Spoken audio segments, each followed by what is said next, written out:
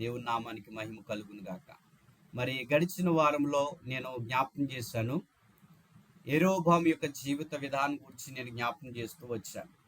యెరోబాము Bible గ్రంథములో అతను ప్రారంభ స్థితిలో ఎలాగున్నాడు, అతను ముగింపు స్థితికి వచ్చినప్పటికీ అతను ఎలాగా ముందుకు వెళుతున్నాడనే విషయాలు నేను జ్ఞాపకం చేస్తూ వచ్చాను. మీలో చాలా మందికి కూడా ఆ విషయాలను జ్ఞాపకం చేస్తాను. ఇది యెరోబాము యొక్క ప్రారంభ స్థితిలో ఉన్న జీవితం అండి.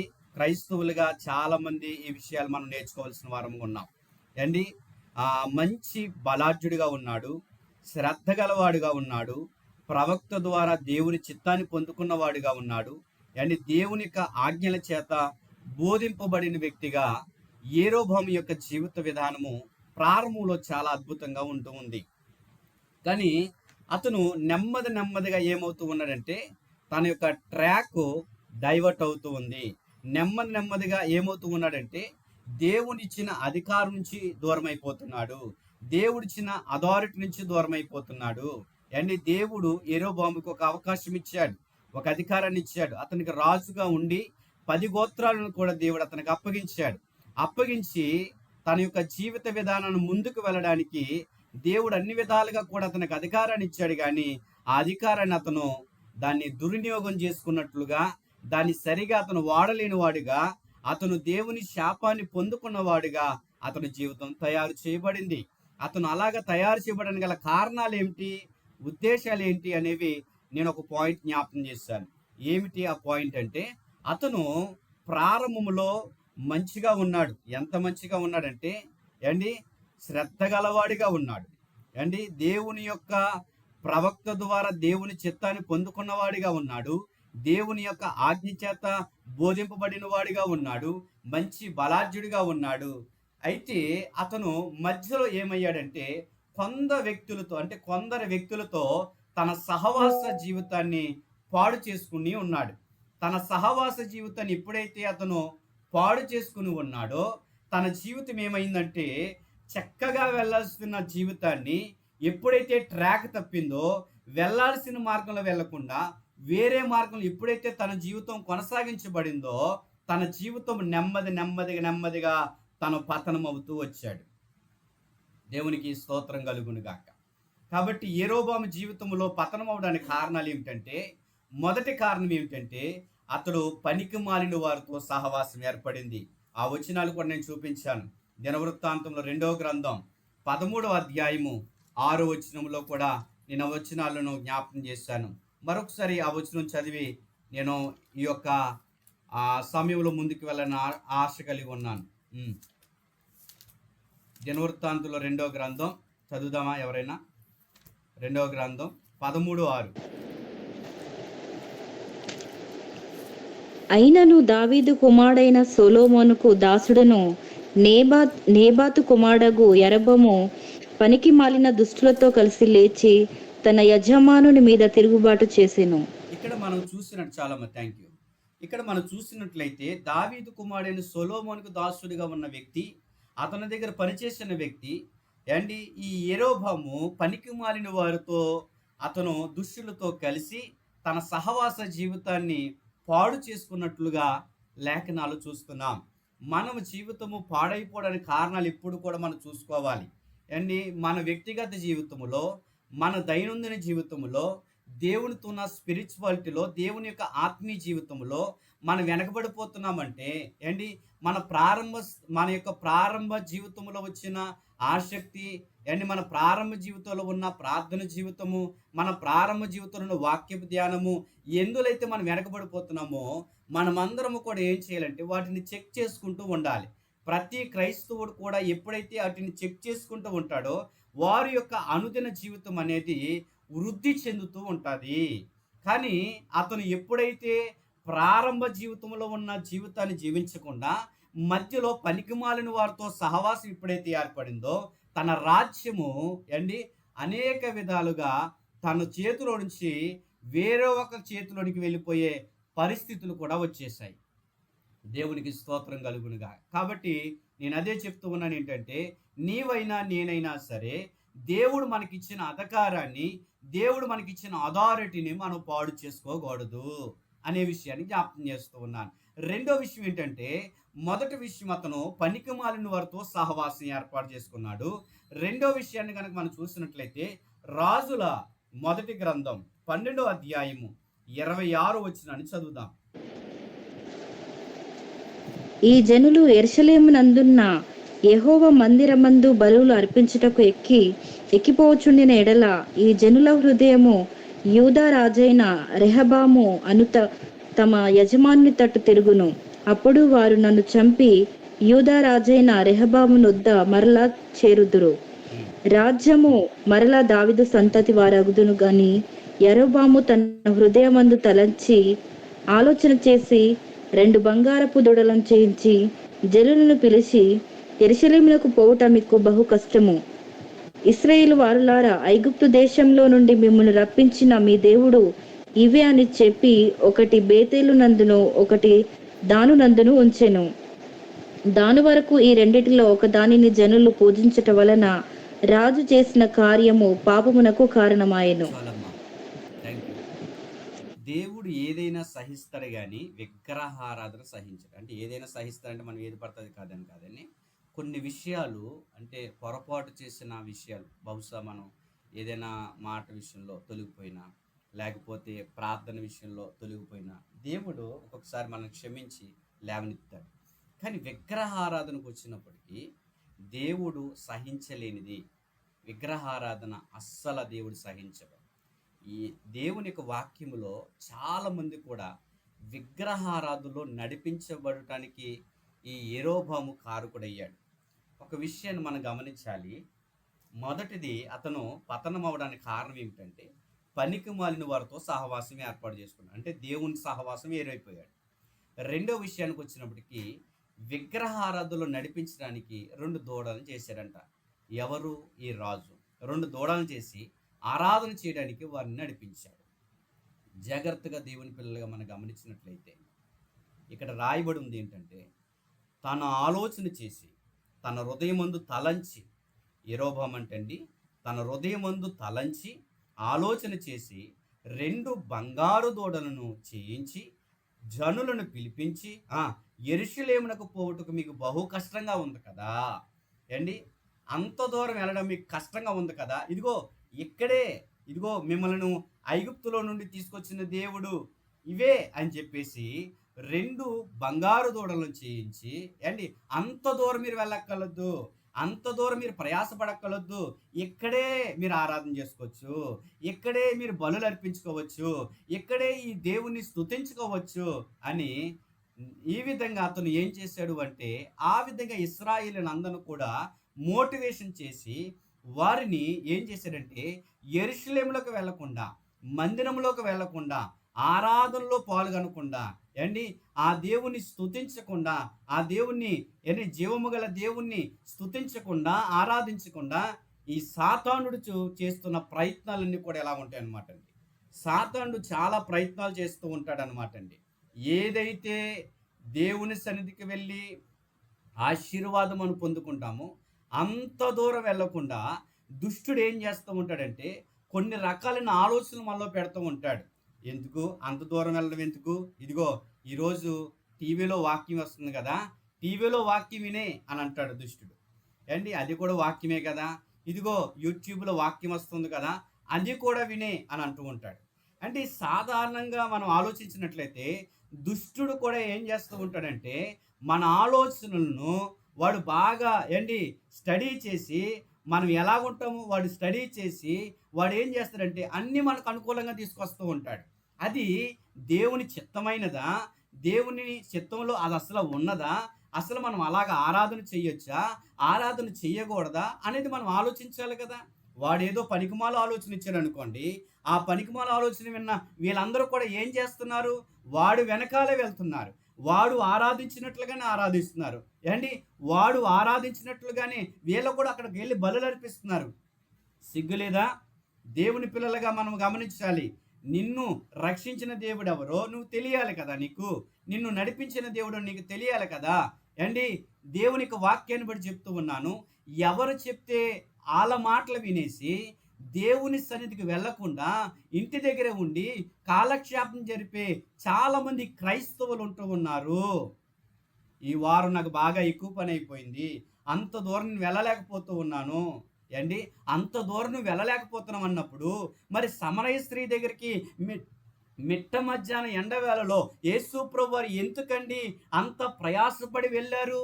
కారణం ఏమిటండి అనంటే, అక్కడ వారు అండ్ మనం జాగ్రత్తగా గమనించినట్లయితే యేసు ప్రభు వారి యొక్క ఉద్దేశం ఏమిటంటే ఆ ఆత్మ రక్షింపబడాలి. కాబట్టి అంత ప్రయాస తీసుకుని యేసు ప్రభు వారు ఎంతో విధంగా ఆయన ప్రయాసపడ్డాడు కదా.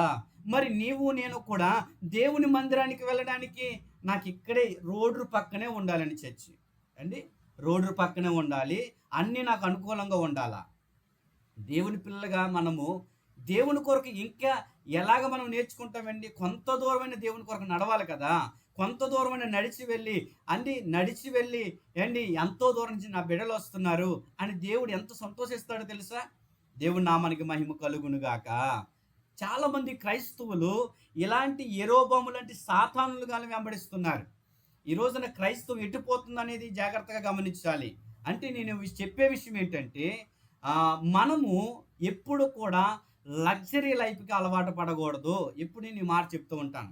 మనము కంఫర్ట్ జోన్‌కి ఎప్పుడు కూడా అలవాటు పడాలి. కొంత కష్టపడాలి, కొంత ప్రయాసపడాలి. ఏండి, మోకరించకుండా ఆశీర్వాదం వచ్చేయాలంటే ఎలా వచ్చేద్దండి? ఏండి, నాకు మోకరించి మోకాలు వేయకుండా నాకు దీవెనలు వచ్చేవాలి. ఉపవాసం ఉండకుండా నాకు దీవెనలు వచ్చేవాలి. మందిరానికి వెళ్ళకుండా నా కుమారుడు స్వస్థపరచుకోవాలి. ఎలా జరుగుతాయి కార్యాలు? ఇతను చెప్తున్నాడు చూడండి. ఇతను పనికిమాల ఆలోచన వీళ్ళందరూ కూడా విన్నారు. విన్న వాళ్ళందరూ కూడా పనికిమాలోళ్ళని అంటాం. ఎందుకనంటే ఆ పనికిమాలుడు ఏదో ఆలోచన ఇచ్చాడని ఆ పనికిమాలిన ఆలోచన మనం ఆలోచించకూడదు. దేవుని పిల్లగా మనకు దేవుడు ఏమిచ్చాడు? యెరూషలేములో మందిరం ఉంది, యెరూషలేములో దేవాలయం ఉంది, యెరూషలేములో దేవుని సన్నిధి ఉంటుందని దేవుడు మాట్లాడాడు. అక్కడికి వెళ్ళి ఆరాధించాలి. అతను ఏదో ఆలోచన చెప్పాడని చెప్పేసి వాటిని వెంబడిస్తారా? ఎందుకండి, బబులోను సామ్రాజ్యములో షడ్రక్ మేషక్ అబేద్నెగోళ్ళు వాళ్ళందరూ కూడా ఎందుకండి వాళ్ళందరూ సాగిలపడినట్లుగానే షడ్రక్ మేషక్ అబేద్నెగోలు ఎందుకు సాగిలపడలేదు? వాళ్ళ దేవుని ఎందుకు వాళ్ళు కాదనుకోలేదు? వాళ్ళందరూ కూడా మరి వాళ్ళతో పాటు వచ్చారు కదా. ఈ రోజున క్రైస్తవులు ఎలాగుంటున్నారంటే అందరూ కూడా ఎలాగుంటున్నారంటే వాళ్ళకి అనుకూలమైన భక్తి చేస్తున్నారు, వాళ్ళ అనుకూలమైన విధానంలో నడుచుకుంటున్నారు. నీకు అనుకూలంగా నీకు ఇష్టం వచ్చినట్టు చేసే భక్తి కాదు ఇది.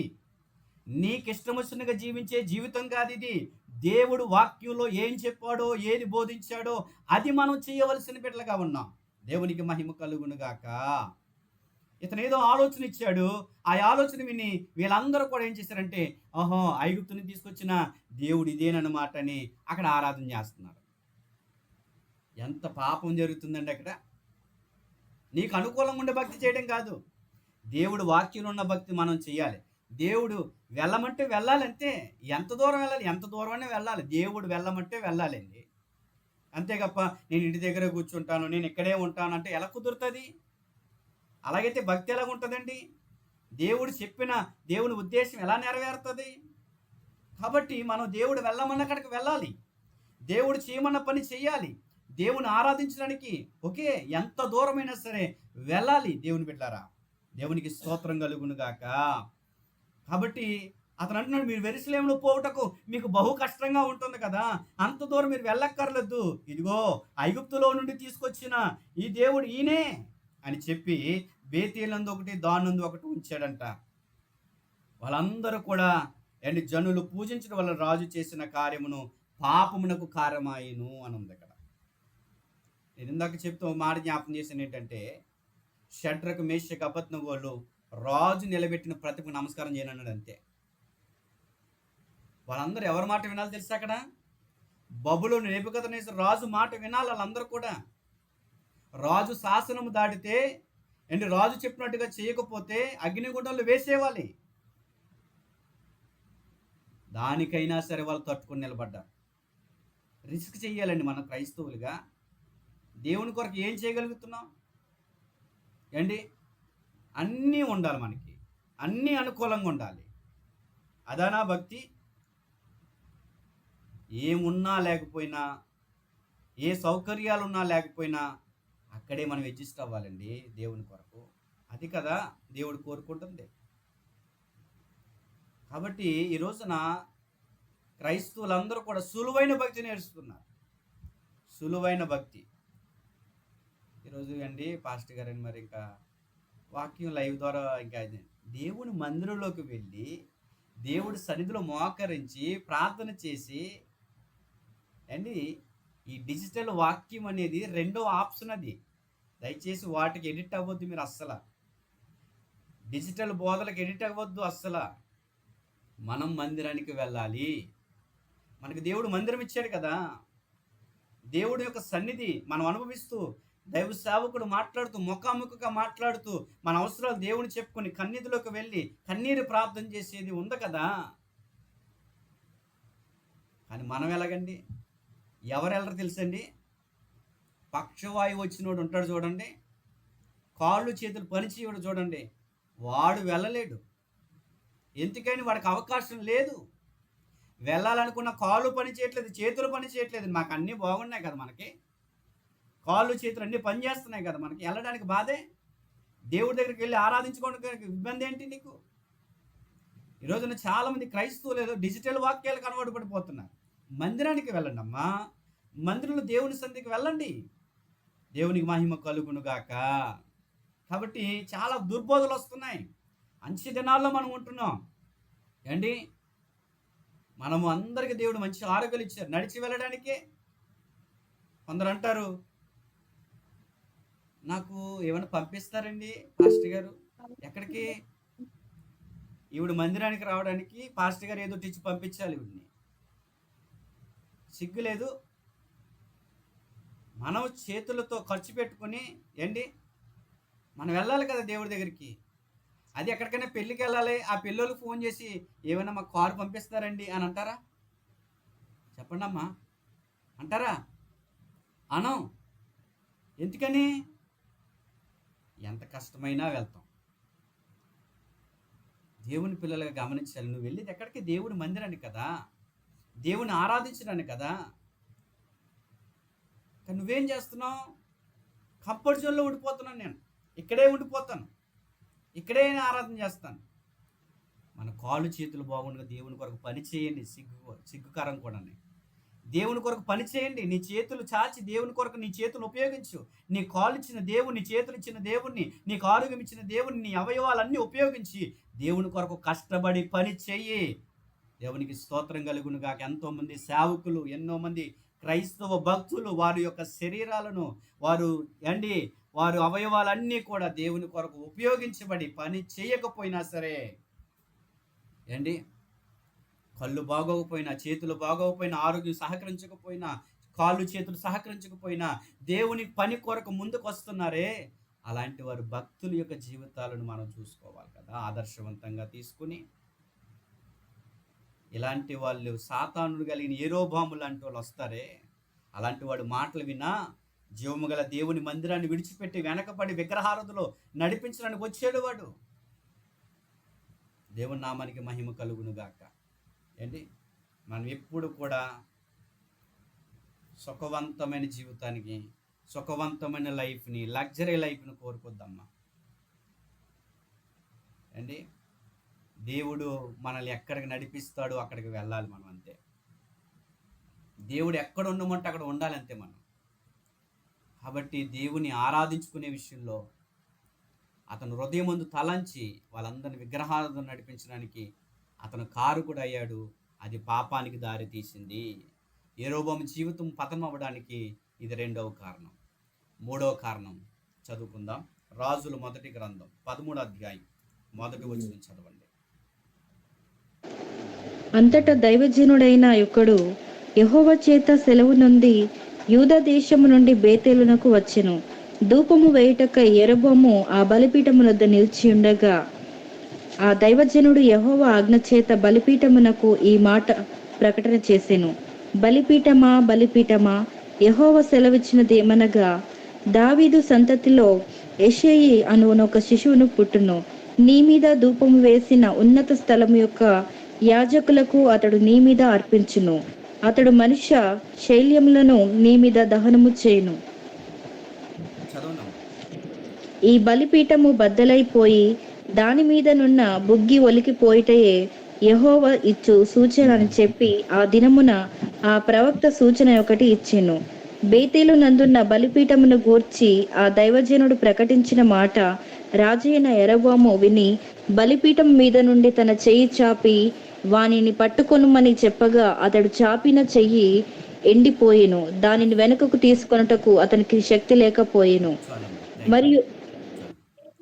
దేవుని యొక్క వాక్యం మనం చూసినట్లయితే, నేను స్క్రీన్ మీద మీకు అందరికి చూపించడానికి కారణం ఏంటంటే, అండ్ మీకు అందరూ కూడా ఈ యొక్క పీపీటీలు, ఈ పవర్ పాయింట్స్ తయారు చేయడానికి స్లైడ్స్ కారణం ఏంటంటే, అతను ఎలాగున్నాడు అనేది చాలామందికి అది మాటలు వివరిస్తే కాదు, అది చూస్తే కొద్దిగా అవగాహన వస్తుంది అనే ఉద్దేశంతో ఏ విధంగా మరి ఈ వాక్యాన్ని చూపించడం జరుగుతుంది. మొదటిది, అతను పనికిమాలినతో సహవాసం ఏర్పాటు చేసుకున్నాడు.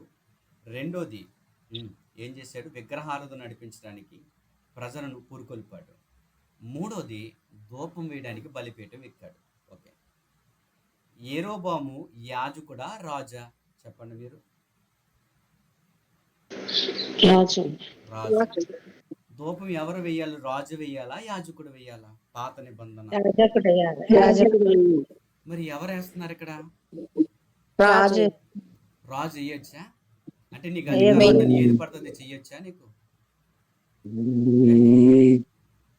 నీకు అధికారం ఉందా? ధూపం వేయడానికి నీకు అధికారం ఎవరిచ్చారు? ధూపం వేస్తున్నాడు ఇతను. ధూపం వేయడానికి బలిపీఠం ఎక్కాడు. ధూపం వేస్తున్నాడు. ఒక ప్రవక్త వచ్చాడు అక్కడికి. ఏంటి? ధూపం వేయడానికి బలిపీఠం ఎక్కాడంటే ఇతను.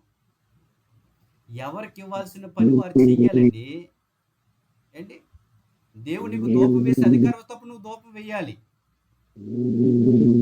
అంతేగాని నీకు అధికారం ఉంది కదని నీ ఇష్టానుసారమైన పనులు చేస్తే దేవుడే ఊరుకోవడం అనే విషయాన్ని జ్ఞాపకం చేసుకోండి. మనం చేయాల్సిన, మనకి ఏ పని అప్పగించాడో ఆ పని చెయ్యాలి. పెత్తనాలు చేస్తారు చాలామంది, చెప్పిన పని చేయదు.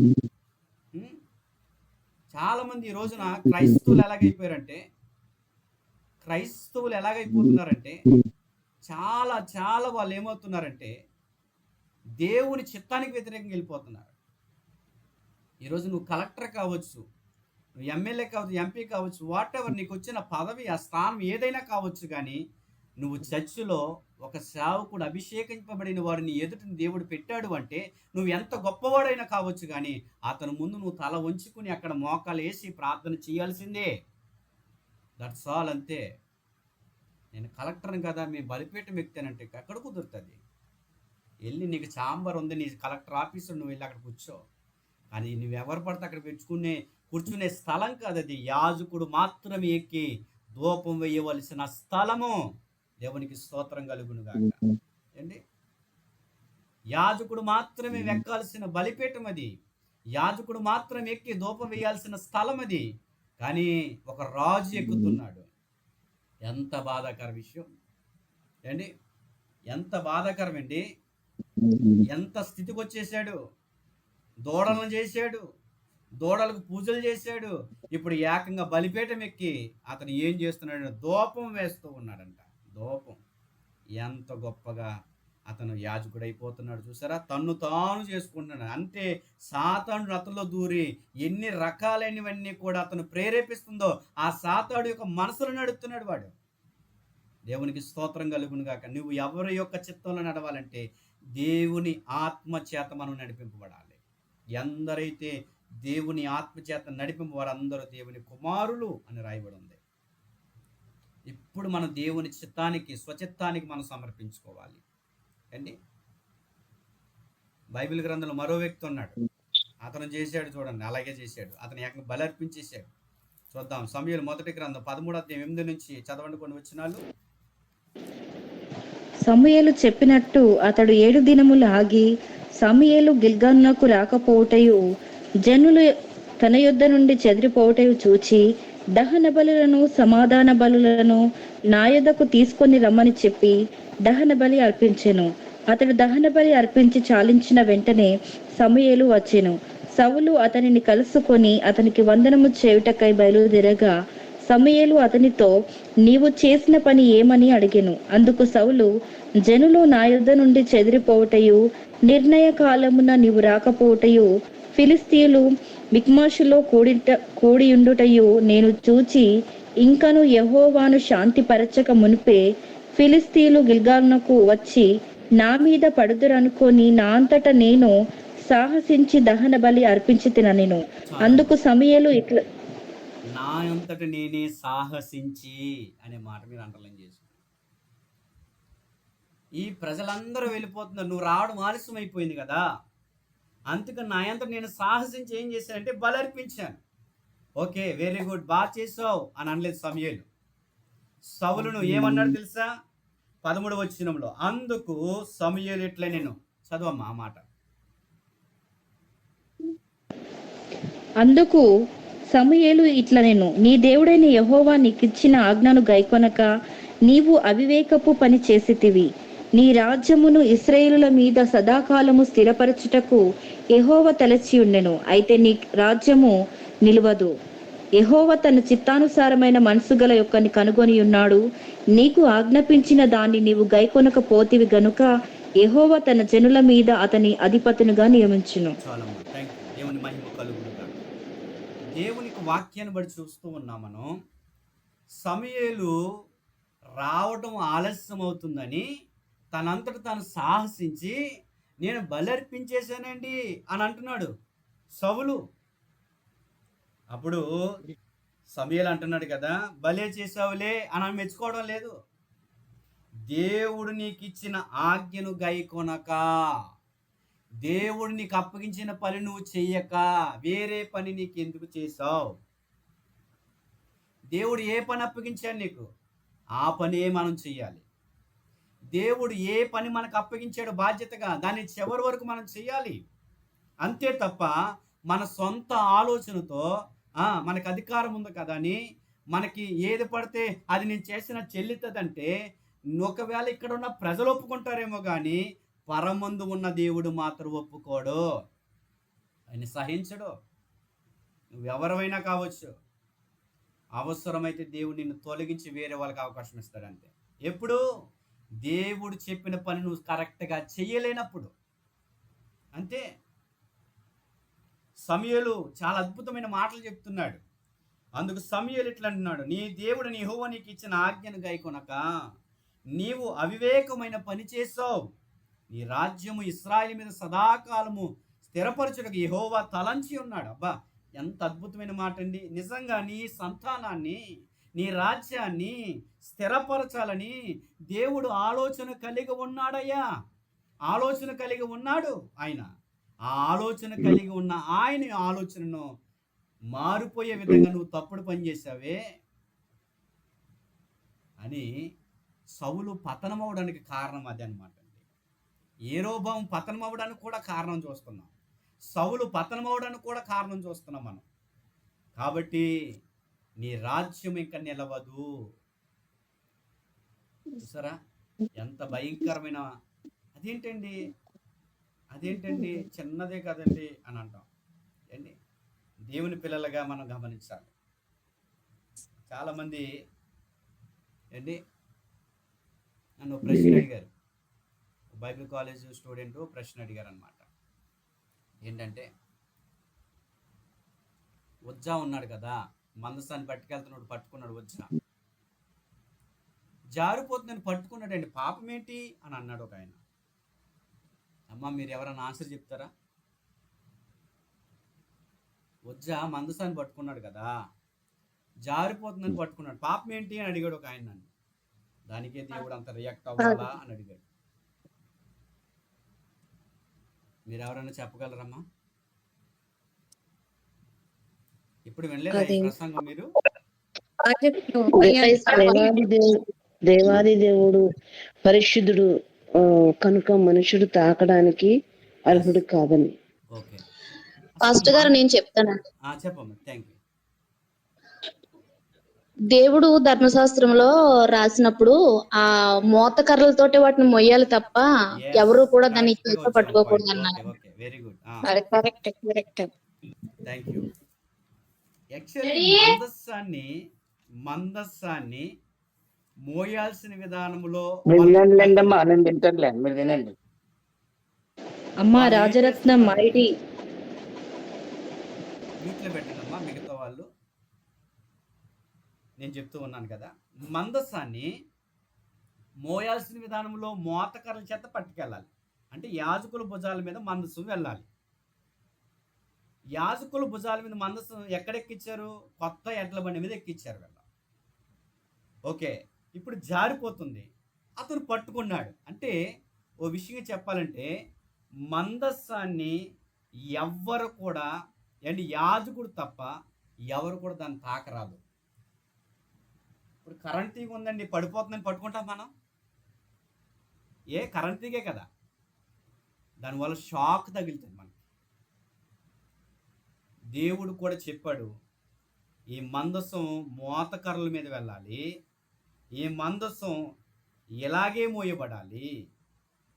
ఆ విధంగా ఆ మందసం మోయబడితేనే దేవుని యొక్క చిత్తములో, దేవుని ఉద్దేశములో మనం ఆలోచించినట్లయితే దేవుని బిడ్డారా ఏండి, ఆ మందస్సము ఆ విధంగా భద్రపరిచి తీసుకువెళ్ళాలని దేవుడు చాలా క్లియర్గా దేవుడు మాట్లాడి ఉన్నాడు. దేవుని నామానికి మహిమ కలుగునుగాక. మీకు అంటే ఇది జ్ఞాపకం చేశాను కదా, వాక్యంలో ఒక మాట నేను జ్ఞాపకం చేసి మళ్ళీ నా యొక్క సందేశంలోకి వస్తాను. యెహోషువ గ్రంథం 3వ అధ్యాయం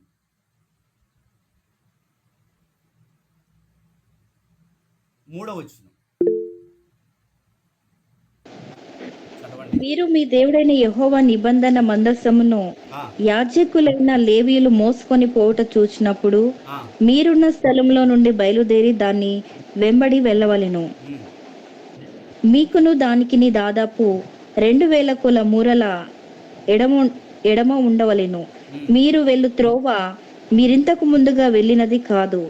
మీరు దానిని గుర్తుపట్టవలెను గనుక ఆ మందసమునకు సమీపముగా మీరు నడవరాదు.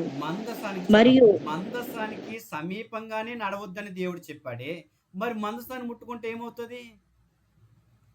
దేవుడు ఇశ్రాయేలు ప్రజలకు చాలా ఇచ్చాడండి. మనం ఒక్కొక్కసారి ఏమంటామంటే వజ్జా చేసినదే మనం ఆలోచిస్తాం తప్ప అసలు ఇశ్రాయేలు ప్రజలు, అక్కడ ఆ ప్రజలు ఏంటి వజ్జా కానీ ఎవరైనా సరే మందస్సాన్ని తాకకూడదని, మందస్సం యొక్క నడుమున నడవరోదని, దానికి మనకి ఎంత దూరం ఉండాలో, ఎంత డిస్టెన్స్ ఉండాలో మరి ఇవన్నీ చెప్పిన తర్వాత కూడా మరి మందస్సాన్ని ముట్టుకుంటే ఎలా కుదురుతుందండి? అంటే అది మనకు ప్రమాదం అనే కదా దేవుడు చెప్పాడు. చాలామందికి అది అర్థం చేసుకోరు, చాలామంది ఆ మాటలు వినరు. లేదండి దేవుడు చంపేసింది అంటే దేవుడు కారణం లేకుండా ఏ వ్యక్తిని అన్యాయంగా చెప్పే పక్షపాత మన దేవుడు? ఇంకా ఏదైనా వస్తే చాలు దేవుడు ఇలా చేశాడండి, దేవుడు అలా చేశాడండి. దేవుడు తేరగా ఉన్నాడు నీకే, నీ ఇష్టాసారంగా మాటలు. వాక్యం చదవాలి మనం, వాక్యం లేఖనాలు పరిశీలన చేయాలి, వాక్యం ఆ లోతైన విషయాలు తెలుసుకుని మందస్సాన్ని ఎలా భద్రపరచాలో, మందస్సాన్ని ఎలా మోయాలో, ఆ మందస్సం మోస్తున్నప్పుడు దాని వెనకాల ఎలాగ వెళ్ళాలో, ఆ మందస్సానికి ఆ ప్రజలకి ఎంత డిస్టెన్స్ ఉండాలో, ఆ మందసం యొక్క ఆ త్రోవకు రాకుండా దాని సమీపంగా నడవకూడదని దేవుడు ఎందుకు హెచ్చరించాడంటే అది వాళ్ళకి మంచిది కాదని దేవుడు ముందుగా చెప్పాడు. దేవుని మహిమ కలుగును గాక. కాబట్టి మీరు త్రోవను వెళ్ళినప్పుడు దాదాపు దానికి నీకు 2000 కొలమూరల ఎడమ ఉండవలెను అని దేవుడు చెప్పాడు. మరి ఆ డిస్టెన్స్ పాటించారా వీళ్ళు? చెప్పాను కదండి. మనమేమో దేవుణ్ణి సింపుల్గా అనేస్తాం మాట. దేవుడు ఎందుకు మనకు చెప్తాడంటే ఆ విషయాలలో ఆ ప్రమాదం జరగకూడదని ముందుగానే దేవుడు ముందుగా చెప్పాడు వాళ్ళకి. అందుకే ఆ విధంగా వాళ్ళు యెహోషువ కాలంలో చేశారు. కానీ దావీదు కాలంలోకి వచ్చినప్పటికి మాత్రం ఆ మందసాన్ని ఏం చేశారంటే మోతకర్రలతో మోయకుండా ఎక్కారనమాట అండి. కాబట్టి నేను మరలా చెప్తూ ఉన్నాను ఏంటంటే దేవుడిచ్చిన అధికారము మనము దుర్వినియోగం చేసుకుంటే పరిణామాలు ఎదురవుతాయి, చాలా పరిణామాలు వస్తాయి నీకు. దేవుడిచ్చిన అధికారాన్ని, దేవుడిచ్చిన అథారిటీని మనము దేవుడి చిత్తంలో నడుచుకోకుండా, ఆయన ఆజ్ఞలో ఆయన చెప్పు చోటలో మనం నడుచుకోకుండా మనం ఇష్టానుసారంగా జీవిస్తే దాని పరిణామం చాలా మనకి ఉంటుంది. జాగ్రత్తగా సుమా, దేవుడు మాట్లాడుతూ ఉన్నాడు. దేవునికి మహిమ కలుగును గాక. ఏండి ఇతను, నేను మరలా చెప్తూ ఉన్నాను ఏండి, అతను పనికిమాలిన వారితో యెరోబాము దగ్గరకు వస్తూ ఉన్నాడు. పనికిమాలుతో సహవాసం ఏర్పాటు చేసుకున్నాడు. విగ్రహారాధనలో దూడలను చేయించి విగ్రహాలను నడిపించడానికి అతను రెండో తప్పు చేశాడు. మూడో తప్పు బలిపీఠం ఎక్కాడు, ధూపం వేశాడు. నాలుగోది 12వ అధ్యాయము రాజుల మొదటి గ్రంథం 31వ వచనం.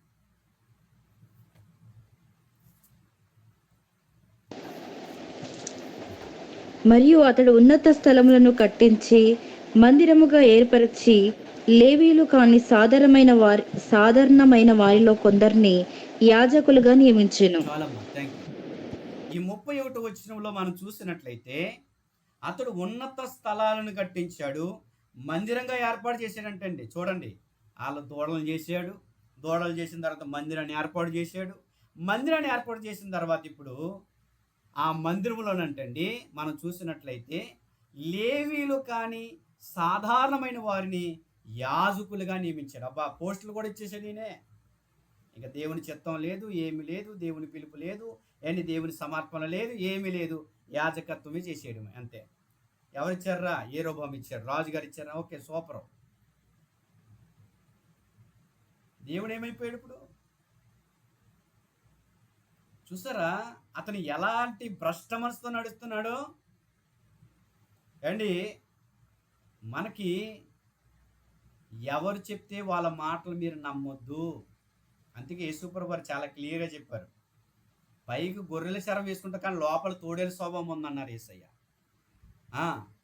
ఈ తోడేళ్ళు అంటూ వస్తారు మన మధ్యకి. దయచేసి సంఘాన్ని పాడు చేయడానికి, జీవము గల సంఘాన్ని పాడు చేయాలని ఆలోచన కలిగిన వారు ఎంతోమంది లోకంలో బయలుదేరారండి. దయచేసి వీళ్ళ దేవుని చేత ఏర్పాటు చేసిబడిన వాళ్ళు కాదు. దేవుడి చేత ఏర్పాటు చేయబడిన వాడు ఏం చేస్తాడో తెలుసా? దేవుడి చిత్తం కొరకు కనిపెడతాడు, ప్రార్థన చేస్తాడు, ఉపవాసం ఉంటాడు. ఎంత కష్టం వచ్చినా, బాధలు వచ్చినా, నిందలు వచ్చినా, ఎలాంటి పరిస్థితులు వచ్చినా సరే ఎక్కడికి తొలగిపోడో దేవుడి చిత్తంలోనే నిలుస్తాడు. దేవునికి మహిమ కలుగును గాక. అండి, సమయవంతంగా ముందుకెళ్తూ ఉన్నాను. లేవీలు కాని వారిని యాజకులను నియమించాడు. అలాగే 5వదిగా అతను ఏం చేశాడంటే, అదే రాజుల మొదటి గ్రంథం 32-33 వచనాల్లో అతను ఇశ్రాయేలు యొక్క పండుగ ఆచారాలు కూడా మార్చేశాడు. ఓకే, మీకు ఆ స్క్రీన్ మీద చూపిస్తూ ఉన్నాను, ఆ రెఫరెన్స్ మీరు నోట్ చేసుకోండి. రాజుల మొదటి గ్రంథం 12వ అధ్యాయం 32-33 వచనాల్లో, అలాగే లేవియా కాండం, సంఖ్యాకాండంలో అసలు ఇశ్రాయేలు పండుగలు ఎలాగ ఏ నెలలో జరగాలి, ఇతను వచ్చిన తర్వాత ఏ ఏ నెలలోకి మార్చేశాడనేది నేను అక్కడ కోట్ చేశాను అనమాట. దేవుని నామానికి మహిమ కలుగును గాక. అంటే వాళ్ళ పండుగలు, వాళ్ళ ఆచారాలు, అంటే దేవుని ఆచరించిన ఆ విధానాలు కూడా మార్చేశాడు, ఆ పండుగ ఆచారాలు కూడా మార్చేశాడు అతను. దేవుని నామానికి మహిమ కలుగును గాక. అండి, 5వదిగా అతను పండుగ ఆచారాలు మార్చేశాడు. 6వదిగా నేను దీనిని కొద్దిగా వివరిస్తాను, అందుకే నేను ఆ పాయింట్లోకి వెళ్లకుండా మీకు క్లుప్తంగా జ్ఞాపకం చేశాను. 6వ పాయింట్లో దైవజనుడి మీద కోపపడి చెయ్యెత్తాడండి. 13వ అధ్యాయము 4వ వచనం నుండి అదే వచనాన్ని మనం చదువుతాం. రాజుల మొదటి గ్రంథం 4-6 వచనాలు చదవండమ్మా. బేతేలు నందున్న బలిపీఠమును గూర్చి ఆ దైవజనుడు ప్రకటించిన మాట రాజైన యెరోబాము విని బలిపీఠం మీద నుండి తన చెయ్యి చాపి వానిని పట్టుకొనమని చెప్పగా అతడు చాపిన చెయ్యి ఎండిపోయెను, దాని వెనుకకు తీసుకొనుటకు అతనికి శక్తి లేకపోయెను. మరియు యెహోవా సెలవు ప్రకారము దైవజనుడిచ్చిన సూచన చొప్పున బలిపీఠము బద్దలు కాగా ఉగ్గి దాని మీద నుండి ఒలికిపోయెను. అప్పుడు రాజు, నా చెయ్యి మునుపటి వారి బాగుగానట్లు నీ దేవుడైన యెహోవా సముఖమునందు నా కొరకు వేడుకొనుమని ఆ దైవజనుని బతిమాలు కొనగా దైవజనుడు యెహోవాను బతిమాలు కొనెను గనుక రాజు చెయ్యి మరలా బాగై మునుపటి వలె ఆయెను. ఎవరి మీద ఇష్టానుసారంగా మనం మాట్లాడొచ్చు, కానీ దైవజనుడు అంటే దేవుడేం ఊరుకోడండి. మీకు అర్థమవుతుందా? ఇక్కడ మనం చూసినట్లయితే దైవజనుడి మీద చెయ్యి ఎత్తాడంటండి. ఎత్తిన చెయ్యి అలా ఎండిపోయిందంతే. దేవుడని ఊరుకుంటాడా? అంటే సేవకుడు నీకు ఆసామసిగా ఉన్నాడా ఏంది? సేవకుడు అంటే ఏమనుకుంటున్నావు నువ్వు? ఉం? నీకు అధికారం ఉంది కదా అని, నీకేదో అథారిటీ ఉందని చెప్పేసి నీ ఇష్టానుసారంగా దైవజనుడిని కొడితే ఊరుకుంటాడా దేవుడు? ఎత్తిన చెయ్యి ఎండిపోయింది అలాగా. అది సుమా, జాగ్రత్త సుమా. ఒకవేళ సేవకుడికి వ్యతిరేకంగా మనం మాట్లాడవద్దు. దేవుడు వారిని లెక్క చూసుకుంటాడు. వాడి పనికి మాలలు కావచ్చు, వాడు మంచివాడైనా చెడ్డవాడైనా ఎలాంటి వాడైనా సరే. నేను ఒక విషయం చెప్తున్నాను వినండి. ఏంటి, దేవుడు అందరికి లెక్కలు చూస్తాడు. నువ్వెవరు న్యాయం తీర్చడానికి? నువ్వెవడు చెయ్యెత్తడానికి? కాబట్టి దేవుడు సమస్తాన్ని చూసుకుంటాడు. దేవుని బిడ్డ, ఆ విషయాన్ని మీరు గమనించండి. ఇదిగో దైవజనుడి మీద యెరొబెయాము చెయ్యెత్తాడు. ఆ ఎత్తిన చెయ్యి అలా ఎండిపోయింది. మరలా బతిమలాడుకున్నాడంట. అయ్యా అయ్యా, ఇదిగో మీ యొక్క దేవుని అడుగు, నీ సెలవు చేత నన్ను బాగు చేయంటే మళ్ళా దైవజనుడు ప్రార్థన చేయగానే అతను చెయ్యి మళ్ళా బాగయింది. దేవుని నామానికి మహిమ కలుగును గాక. కాబట్టి నేను మరలా దేవుని సేవకుడికి జ్ఞాపకం చేస్తున్నాను ఏంటంటే, నీవైనా నేనైనా ఒక విషయాన్ని గమనించాలి. ఏంటి, దైవజనుడి మీద మనము ఆయన చిన్నవాడు కావచ్చు, అతను పెద్దవాడు కావచ్చు, అతను దేవుడి చిత్తంలో పిలువబడినవాడు. దేవుని అభిషేకం అతని మీద ఉన్నది కాబట్టి అతన్ని మనము గౌరవించాలి. అతని మాటకు మనం లోబడాలి. కాబట్టి అతని కళ్ళ ముందు పెరిగిన వ్యక్తి అయి కావచ్చు, దేవుని అతను అభిషేకించుకున్నాడంతే. అందుకే కదా దావీదు సౌలు అభిషేకం నొందిన వాడనే కదా అతను చంపలేదు. దేవుని నామానికి స్తోత్రం కలుగును గాక. మరి అభిషేకము కలిగిన వ్యక్తిని చంపకుండా దావీదు అలా తిరుగుతూ ఉన్నాడు కదా. మరి ఈ రోజున అభిషేకం కలిగిన సేవకుల మీద ఎందుకు మనం మాట్లాడుతున్నాం? నీ నోటికి వచ్చినట్టు ఎందుకు మాట్లాడుతున్నావు నువ్వు? ఎవరిచ్చారు నీకు అధికారం? ఎవరిచ్చారు నీకు అధికారం? దేవుని నామానికి మహిమ కలుగును గాక. మిరియాము కూడా అలాగే తిరగబడింది మోషే మీద. సొంత అక్కే, మిరియాము సొంత అక్కే. నీకు మాత్రమే దేవుడు కనబడతాడు, నీతోనే ప్రత్యక్షం అవుతాడా అని అనేది. కుష్ఠరోగం వచ్చింది, కుష్ఠరోగం వచ్చేసింది. అలాగే ఈ రోజున చాలామంది కూడా దైవజనుల్ని చులకన చేసి మాట్లాడే వాళ్ళు ఉన్నారు. దైవజనుల్ని కీరాతంగా హింసించే వాళ్ళు ఉన్నారండి. దైవజనులు ఎంతోమంది కొడుతున్నారు, సువార్తకు వెళ్తుంటే రాళ్ళు ఇచ్చి దాడి చేసి చంపుతున్నారు. దేవుడు అన్నిటికీ లెక్క చూస్తాడు ఖచ్చితంగా. ప్రతి వాని క్రియల నిమిత్తం ఆయన ప్రతిఫలం ఇస్తాడు దేవుడి బిడ్డ. ఆ విషయాన్ని నువ్వు ఎప్పుడు కూడా మర్చిపోవద్దు. నీకు దేవుడు ఏ అధికారం ఇచ్చాడు, ఏ తలంతు ఇచ్చాడో దాన్ని వినియోగించుకుని దేవుని చిత్తాన్ని అడుగుతూ నీ జీవితాన్ని ముందుకు కొనసాగిస్తే నీ జీవితం బాగుంటుంది. లేకపోతే నీ జీవితము యెరొబెయాము చేసిన పాపాల ద్వారా తన కుటుంబానికి కూడా చుట్టుకుంది. మీకు విషయం చెప్పనా? యెరొబెయాము చేసిన పాపము తనతోనే పోలేదు, తన కుటుంబానికి కూడా చుట్టుకుంది. తన కుటుంబం మీద కూడా ఏలుబడి చేసింది. అదే రాజుల మొదటి గ్రంథం 14వ అధ్యాయం 1 నుంచి 6 వచనాలు ఉన్నాయి. త్వరగా మాట చెప్పి నేను ముందుకు వెళ్ళి ముగించాలని ఆశపడుతున్నాను. ఆ కాలమున యెరొబెయాము కుమారుడైన అబీయా పడగా యెరొబెయాము తన భార్యతో ఇట్లనెను, చదవండమ్మా. నీవు లేచి యెరొబెయాము భార్యనని తెలియకుండా మారువేషం వేసుకుని షిలోహుకు పొమ్ము. ఈ జనుల మీద నేను రాజునగరనని నాకు సమాచారము చెప్పిన ప్రవక్తయగు అహీయా అక్కడ ఉన్నాడు. కాబట్టి నీవు 10 రొట్టెలు అప్పములను కనిపించలేదు గారు. ఓకే, మంచిది.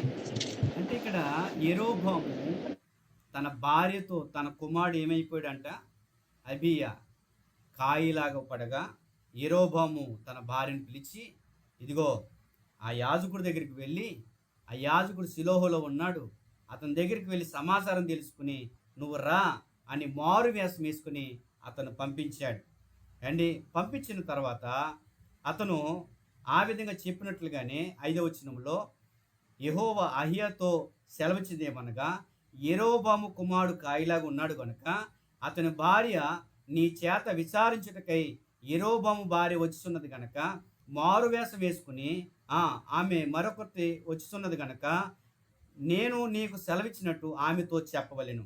ఏమిటంటే, అంతలో అహియా ద్వారం లోపలికి వచ్చు ఆమె కాలు చప్పుడు విని ఆమెతో ఇట్లా, నేను యెరోబాము భార్య లోపలికి రమ్ము, నువ్వు మారు వేషం వేసుకుని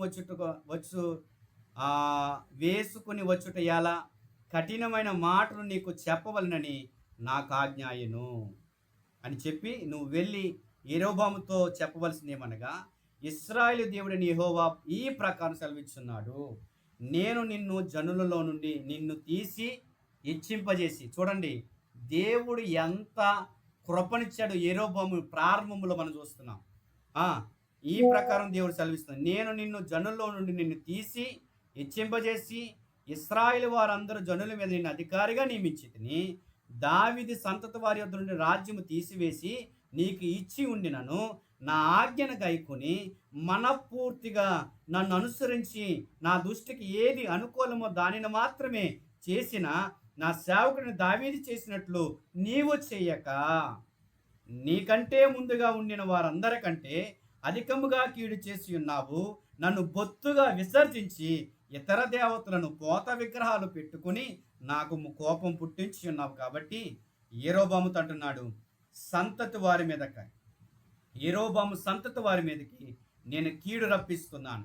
ఇశ్రాయేలు వారిలో అల్పులేమి గనులేమి లేకుండా మగవారందరినీ యెరోబాము వంశం నుండి నిర్మూలన చేసి పెంట అంతయు పోవునట్లుగా అతడు అవతలకు దానిని ఊడ్చి వేసినట్లుగా యెరోబాము సంతతిలో శేషించిన వారిని నేను ఊడ్చివేస్తాను. యెరోబాము, ఇదిగో యెరోబాము సంబంధులందరూ కూడా మరణమగును అని, కుక్కలు కూడా ఆ రక్తాన్ని తింటాయని చాలా క్లియర్గా దేవుడు హెచ్చరిస్తూ వచ్చాడు. చూసారా, దేవుడు అతనికి ఎంత అవకాశం ఇచ్చాడు. అతని అవకాశం దాన్ని సద్వినియోగం చేసుకోకుండా తన ఇష్టానుసారంగా జీవించాడు, పాపం చేశాడు. దేవుని బిడ్డలారా, విగ్రహారాధన నడిపించాడు. అతను సహవాసం మారిపోయింది. అతను విగ్రహారాధన నడిపించాడు, ధూపం వేస్తూ వచ్చాడు. అంత మాత్రమే కాదు దేవుని బిడ్డలారా, లేవీలు కాని వారిని ఆరాధన చేశాడు. ఇలా నియమించడానికి అన్ని విధాలుగా ప్రయత్నాలు చేశాడు. అతని జీవితం పతనం అయిపోయింది. తన కుమారుడికి రోగం వచ్చింది. ఆఖరికి తన కుమారుడికి రోగం అవుతే మరలా సేవకుడి దగ్గరికి వచ్చాడు. చాలామంది కూడా ఎప్పుడు బుద్ధి వస్తుందో తెలుసా, అన్నీ అయిపోయిన తర్వాత దేవుడి దగ్గరికి వస్తారు. మరి ఆ రోజు నువ్వు చెయ్యెత్తావు కదా, మళ్ళీ ఈ సేవకుడి దగ్గరికి ఎందుకు వచ్చావు? నువ్వు ఆ సేవకుని తిట్టావు కదా ఆ రోజు, మరలా ఈ సేవకుడు ఎందుకు గుర్తొచ్చాడు నీకు? మరలా నీకు సేవకుడు అవసరం వచ్చిందా? ఇప్పుడు సేవకుడు, దేవుడు ముందుగానే చెప్పాడు సేవకునికి, ఇదిగో యెరోబాము భార్య మారు వేషం వేసుకుని వస్తుంది. నువ్వు అనుకుంటున్నావేమో దేవుడు ఏమి చెప్పడనుకున్నావు, దేవుడు అన్నీ మాకు చెప్తాడు. కానీ దేవుడి సన్నిధిలో ప్రార్థన చేస్తాం, దేవుని చేతులకు మిమ్మల్ని అప్పగిస్తూ ఉంటాం. ప్రతిది కూడా మీరు చేసే పనులన్నీ కూడా దేవుడు బయలుపరుస్తూ ఉంటాడు. అయితే దేవుడు చెప్పమన్నాడు ఏంటంటే, ఇదిగో తన భార్య ఎలాంటి మరణం, తన కుటుంబస్తులందరూ కూడా భయంకరమైన మరణం పాలవుతారు. వాళ్ళ కుటుంబం మీదకి భయంకరమైన శాపం వస్తుందని దేవుడు హెచ్చరిస్తూ వచ్చాడు. దేవుని నామానికి మహిమ కలుగునుగాక. దేవుని బిడ్డలారా, తన భార్య అలాగే తన కుమారులు, తన బిడ్డలు, తన సంతతి వారి మీదకి ఆ శాపము ఏలుబడి చేసింది. కాబట్టి దేవుడు నీకు ఏ అవకాశం ఇచ్చాడో ఆ అవకాశాన్ని వినియోగించుకుని నీ ప్రారంభంలో దేవుడితో రక్షణ పొందినప్పుడు నువ్వు ఎలా బ్రతుకోవో, ఎలా జీవించావో, ఎలాగ నీ ప్రార్థన జీవితం ఉందో, ఎలాగ నీ వాక్య ధ్యానం ఉందో, దేవుడు చెప్పినప్పుడు ఎంత చక్కగా దేవుని మాట విని శ్రద్ధగా పనిచేసావో, ఇప్పుడు ఎలాగున్నావో ఒకసారి చెక్ చేసుకుని నీ ఆత్మీయ జీవితంలో ముందుకు వెళితే ఈ వాక్యం ద్వారా నిన్ను హెచ్చరిస్తూ పరిశుద్ధాత్మ దేవుడు నీ హృదయంలోనికి ఈ వాక్యాన్ని మరి లోతుగా మాట్లాడుతూ నీ జీవితం సరిచేసుకుంటావని ఈ గూగుల్ మీట్ ద్వారా దేవుడు నీతో మాట్లాడుతూ ఉన్నాడు. నువ్వు మార్చుకుంటావా? నీ ప్రారంభ స్థితిలో, నీ ఆత్మీయ స్థితిలో ఎలాగున్నావో ప్రారంభ స్థితికి అలాగే నీ జీవితాన్ని మరలా సరిచేసుకుని నువ్వు కొనసాగించగలిగితే నీ జీవితము బాగుపడుతుంది. చెల్లి, నీ జీవితం బాగుపడుతుంది. తమ్ముడు, నీ జీవితం దేవుడితో అంటు కట్టబడుతుంది. దేవుడు ఆ మునుపటి స్థితికి నిన్ను తీసుకురావాలని దేవుడు ఇష్టపడుతూ ఉన్నాడు. ఏ వ్యక్తి కూడా పాపములు చచ్చిపోవడం దేవునికి ఇష్టము కాదు. ఆ వ్యక్తి తను చేస్తున్న కీడు నుంచి తప్పించబడాలని, ఆ వ్యక్తి ఆ కీడు నుంచి తొలగించబడి అతను దేవునితో సమాధాన పరచబడాలని, అతను దేవుని రాజ్యంలోకి రావాలని దేవుడు కోరుకుంటూ ఉన్నాడు. కాబట్టి దేవుడు పాపిష్టోడు కాదు, దేవుడు పక్షపాతి కాదు. చాలా మందికి అర్థం కావట్లేదు, దేవుని యొక్క ప్రేమ అర్థం కావట్లేదు, దేవుని యొక్క ఔన్నత్యం అర్థం కావట్లేదు. ఇదిగో ఈ వాక్యం ద్వారా దేవుడు మనతో మాట్లాడుతూ వస్తూ ఉన్నాడు, మనల్ని హెచ్చరిస్తూ వచ్చాడు. మన ప్రారంభ స్థితిని మన క్రైస్తవులుగా మనం ప్రారంభించినప్పుడు మనం దేవునికి ఎలా ఉండేవాళ్ళం? దేవుని మందిరానికి ఎంత దూరమైనా వెళ్ళిపోయేవాడు, కాలి నడకని వెళ్ళేవాడు, సైకిల్ తొక్కుంటూ వెళ్ళిపోయేవాడు. ఏమైంది ఈరోజు ఆ భక్తి నీకు? ఈరోజు నా భక్తి జీవితం ఏమైపోయింది?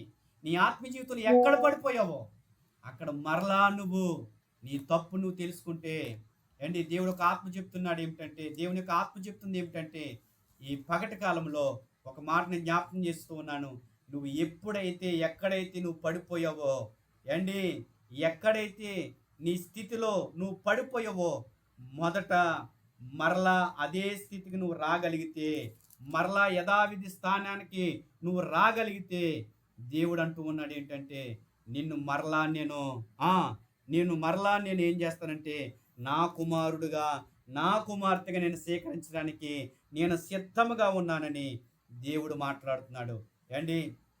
దేవుడు ప్రకటన గ్రంథంలో 7 సంఘాలను గురించి వాళ్ళని హెచ్చరిస్తూ ఉన్నప్పుడు అక్కడ ఉన్న ఒక సంఘానికి దేవుడు చాలా అద్భుతంగా మాట్లాడుతూ ఉంటాడు. ఏమిటి ఆ మాటలంటే, మనం లేఖనాలు చూస్తే ఎఫెసులో ఉన్న సంఘాలతో దేవుడు మాట్లాడతాడు. 2వ అధ్యాయము ప్రకటన గ్రంథం 2వ వచనములో, నీ క్రియలను, నీ కష్టాన్ని, నీ సహనాన్ని నేను ఎరుగుదును. నువ్వు దుష్టును సహింపలేవని, అపోస్తులు కాక తామే అపోస్తులవని చెప్పుకున్న వారిని పరీక్షించి వారిని అబద్ధులుగా నీవు కనుగొంటువనియు, నీవు సహనము కలిగి నా నామం నిమిత్తం భారం భరించి అలయలేదని నేను ఎరుగుదును. అయినను మొదట నీకుండిన ప్రేమను నువ్వు వదిలేసావు, మొదట నీకున్న భక్తి జీవితాన్ని వదిలేసావు. ఇదిగో దేవుని కొరకు మనం ఎన్ని మంచి పనులు మనం చేయొచ్చు. అయితే ఈ రోజున నేను మరొకసారి చెప్తూ ఉన్నాను ఏంటంటే, మొదట మనకున్న ఆ క్రియలు, మొదట మనకు కలిగిన ఆ ప్రేమ, దేవుడి మీద ఉన్న ఆసక్తి, ఆ విధానం అందరికంటే గూగుల్ మీట్లో ముందు వచ్చేసి వాళ్ళు చాలామంది ఉన్నారు. ప్రారంభంలో అందరికంటే ముందు వచ్చి ప్రార్థన చేసే వాళ్ళు ఉన్నారు, అందరికంటే ముందు వచ్చి పాటలు పాడు. మరి ఈరోజు ఏమైంది? సీనియర్లు అయిపోయాం కదా మనం కదా. దేవునికి స్తోత్రం కలుగును గాక. దేవుని బిడ్డ, మనకుండిన ప్రారంభ స్థితి, ఇప్పుడున్న స్థితిని మనం ఎప్పుడు మర్చిపోకూడదు. మన ఆత్మీయ జీవితాన్ని దినదినం వృద్ధులుతూ నీ కుటుంబాలు నీవు దీవెనకరంగా ఉండాలని దేవుడు మాట్లాడుతూ ఉన్నాడు. ఈ కొద్ది మాటలు దేవుడు దీవించి ఆశీర్వదించును గాక.